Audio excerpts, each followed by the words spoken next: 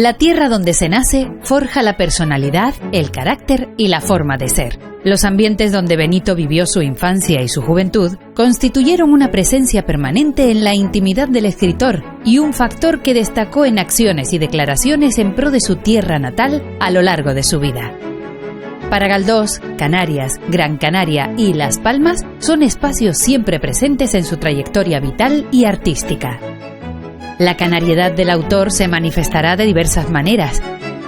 Recién llegado a Madrid, no perderá el contacto con sus paisanos, acudiendo a la tertulia del Café Universal, en plena Puerta del Sol, donde coincidirá con Fernando León y Castillo, Valeriano Fernández Ferraz o Benigno Carballo, entre muchos otros canarios migrados a la capital para proseguir estudios universitarios, y en la que se tratan temas isleños que les permiten estar informados y participar de los asuntos insulares desde la distancia. En este marco se gesta la creación del periódico Las Canarias como medio de expresión regional de los isleños en la capital española.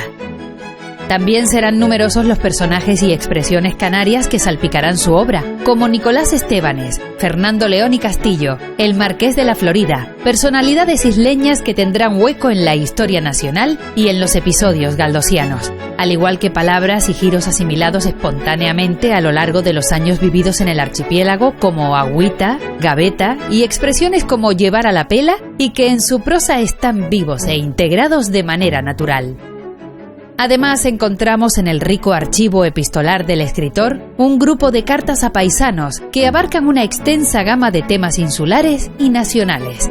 En ese conjunto hay misivas de políticos de ámbito nacional e insular como Estebanes, Felipe Massieu y Tomás de Zárate, de doctores en medicina novelistas como Luis Millares Cubas, o médicos historiadores y antropólogos como Chil y Naranjo, o de médicos poetas como Luis Doreste, de dramaturgos eminentes como Ángel Guimerá, de personalidades de la cultura como Juan Bettencourt, además de conocidos y familiares.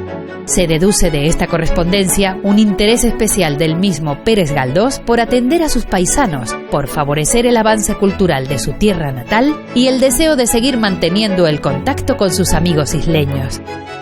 Destacada será su intervención en la creación del primer Instituto de Enseñanza Secundaria de Las Palmas, por el que lucha desde Madrid, o su último postulado político que acepta al provenir de sus paisanos de la capital Gran Canaria. Será también Galdós una suerte de embajador de la idiosincrasia canaria cuando se traslade a Madrid. Allí recibirá y acompañará en los primeros pasos a numerosos isleños llegados a la capital. Mantendrá el deje canario, así como horarios y gastronomía típica de las islas que en sus residencias peninsulares serán habituales. No faltarán tampoco las muestras de cariño y admiración en las que sus paisanos rinden tributo al ilustre compatriota. Con motivo del viaje a Las Palmas de 1894, el ayuntamiento acordó rotular una calle con su nombre y colocar una placa conmemorativa en la vivienda natal, convertida hoy en Casa Museo. También en Madrid se suceden los reconocimientos. La Colonia Canaria, en 1883, le obsequia con un medallón homenaje y en 1900 lo agasajan con un banquete en el que se ensalza la figura y obra del insigne paisano. Los lazos entre Galdós y Canarias permanecieron inalterables a lo largo de toda su vida. Paisaje y paisanaje confluyen en el escritor, el primero en la tierra donde se gesta y de la que se nutre su formación artística, y el segundo en su actitud vital, otorgándole el título de Canario Universal.